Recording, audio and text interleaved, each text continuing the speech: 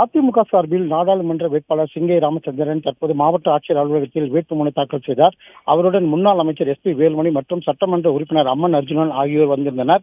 மேலும் மாவட்ட ஆட்சியர் அலுவலகம் முன்பாக அந்த வேட்புமனு தாக்கல் செய்யும் பொழுது அதிமுக வேட்பாளர் அவர் உறுதிமொழியை எடுத்துக்கொண்டார். முன்னதாக இதய மாளிகையில் இருந்து அதிமுகவினர் 500க்கும் மேற்பட்டோர் மேலதாளங்களுடன் வெற்றி வேட்பாளர் என முழக்கமிட்டு மாவட்ட ஆட்சியர் அலுவலகம் வந்தனர்.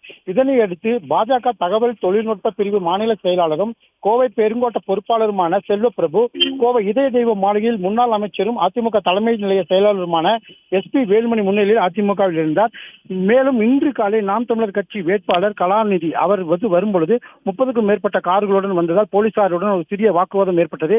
இதனையடுத்து 5 வாகனங்கள் செல்ல போலீசார் அனுமதி அளித்ததுடன் தற்போது நாம் தமிழர் கட்சி வேட்பாளர் கலாநிதி தற்போது வேட்புமனு தாக்கல் செய்து வருவது குறிப்பிடத்தக்கது.